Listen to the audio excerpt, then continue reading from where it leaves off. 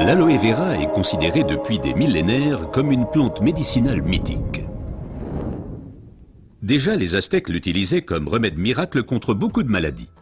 Dans la médecine populaire, elle est connue pour ses propriétés désintoxicantes, purifiantes, dégraissantes et désacidifiantes. Aujourd'hui, on sait également qu'elle exerce une influence positive à la fois sur le taux de sucre et le taux de graisse dans le sang, par exemple le cholestérol. Mais il faut préciser qu'il existe différentes sortes d'aloe vera. La véritable aloe vera, l'aloe barbadensis, est un lys du désert et est cultivée dans les régions sèches, notamment en Amérique centrale et en Amérique du Sud.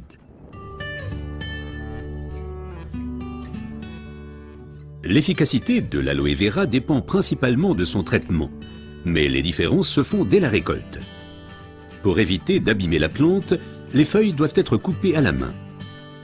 Comme la pellicule supérieure de la feuille contient de l'aloïne toxique qui protège la plante contre les animaux et a un effet laxatif pour l'être humain, il faut bien séparer l'enveloppe du gel intérieur. Le gel est du reste l'élément le plus précieux de l'aloe vera. Il contient à lui seul plus de 150 composants importants et bénéfiques pour la santé tels que vitamines, enzymes, polysaccharides et oligoéléments.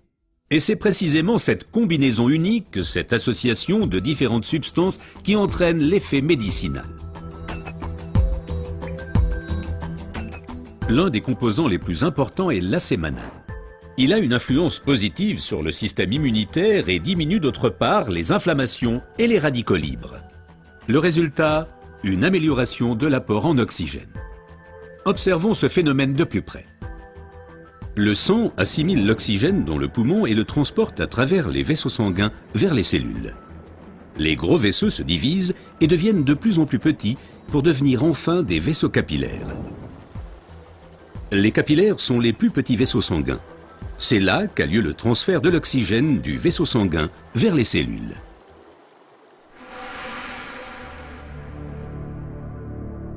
Une alimentation malsaine, la pollution de l'environnement, le stress et des exigences élevées affaiblissent notre système immunitaire. Les radicaux libres ont le jeu plus facile et ils peuvent entraîner des micro-inflammations dans l'organisme. Ces inflammations altèrent les vaisseaux et entraînent un épaississement des parois des capillaires.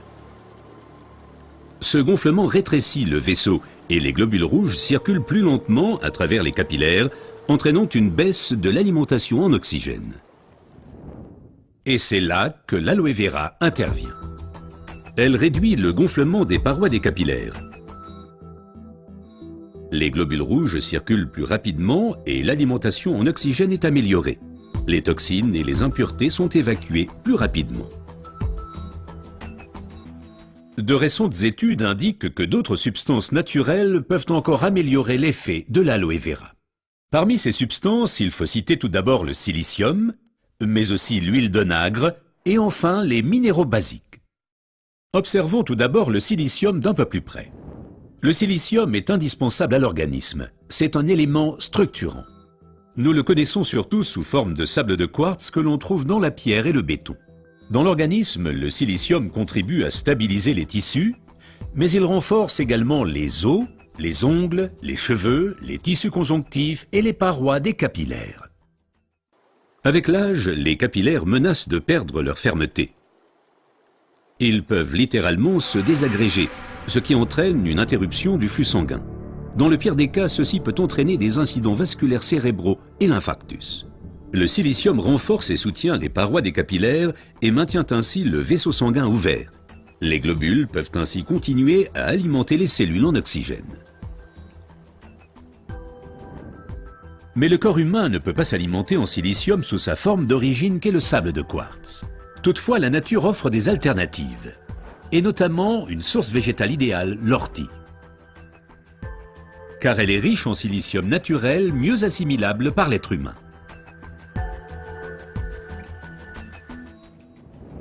Une oxygénation optimale ne dépend pas uniquement des capillaires, mais aussi et surtout de l'état du sang. Le sang ne peut bien circuler dans les vaisseaux capillaires que s'il est suffisamment fluide. Certaines substances peuvent améliorer la fluidité sang, huile d'onagre avec ses acides gras insaturés et naturellement les minéraux basiques. Les acides gras insaturés sont des fluidifiants du sang. Ils empêchent les globules de s'agglutiner et donc un épaississement du sang. Les minéraux basiques soutiennent l'élasticité des globules rouges et facilitent ainsi leur passage à travers les capillaires. Ces deux éléments améliorent la fluidité du sang et garantissent ainsi son alimentation optimale en oxygène. Permettez-moi de récapituler. Une oxygénation satisfaisante de nos cellules est une condition importante de notre santé et permet également de prévenir les maladies graves.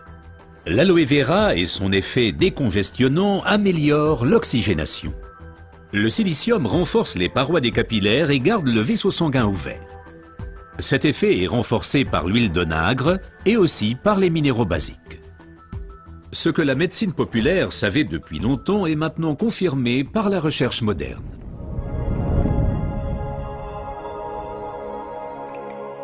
L'aloe vera améliore l'apport en oxygène et donc votre santé.